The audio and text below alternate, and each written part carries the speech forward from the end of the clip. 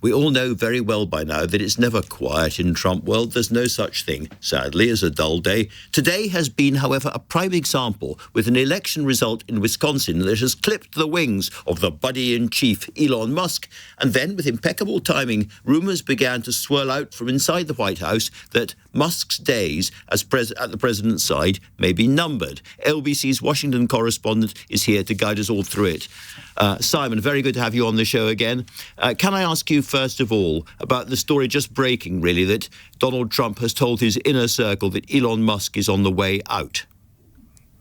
Yes, absolutely, Andrew. This is being published in Politico magazine. That's the magazine that is published by the Political website.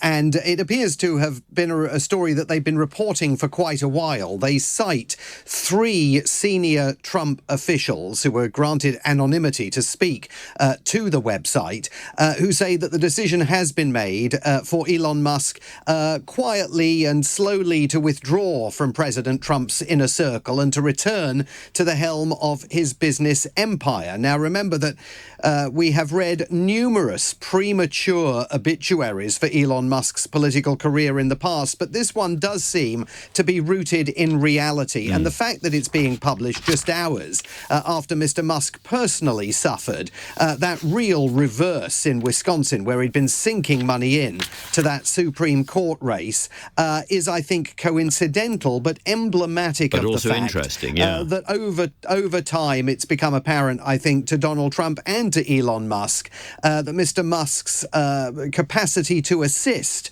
President Trump in bringing about his goals and ambitions may have reached its zenith.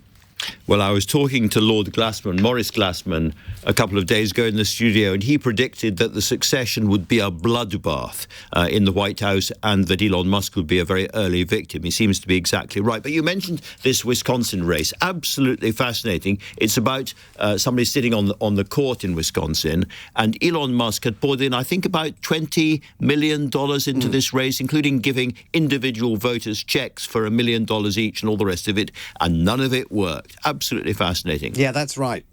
That's right. And normally, Andrew, as you know, we would not be discussing for 1 nanosecond the outcome of an election in Wisconsin to fill a vacant seat on the state Supreme Court. But it absolutely was Elon Musk's determination to try and tilt the outcome of that race in favour of the Republican candidate that cost him more than $20 million of his own money, created a race for that judicial position that in totality consumed $90 million in campaign expenditure. Imagine $90 million to try and win a seat on the state Supreme Court. It just absolutely stunning. But what voters did was repudiate Mr. Musk's efforts to try and persuade them that they needed to take a stand against what he calls activist judges. These judges that the White House says are trying to clip President Trump's wings and constrain his executive power through a whole series of rulings,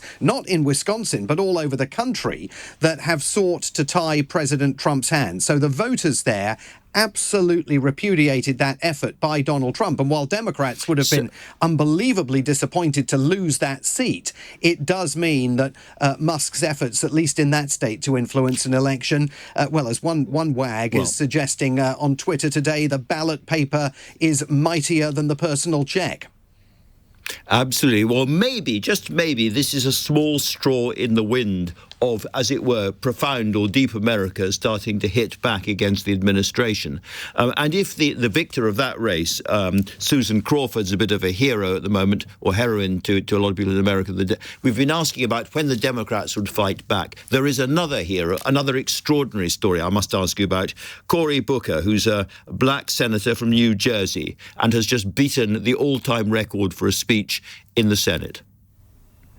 Absolutely. 25 hours, Cory Booker, the senator from New Jersey, was on his feet on the floor of the Senate, literally not leaving the floor of the Senate. Very occasionally he would yield to a question from one of his colleagues in the Democratic caucus so he could take a brief break. No bathroom breaks at all allowed during the course of that speech. He dehydrated himself before the speech began in a bid to keep going for as long as he could. And he set this new record of over 25 hours, making making an absolutely impassioned speech about the excesses of the Trump administration. You know, we've seen members of Congress make these long speeches before in which they aim to fill time, and sometimes they literally read from the phone book. There was none of that coming from Cory Booker. This was raw passion and an effort by a prominent Democrat in the Senate to say to the American public, at least some of us up here have still got a pulse.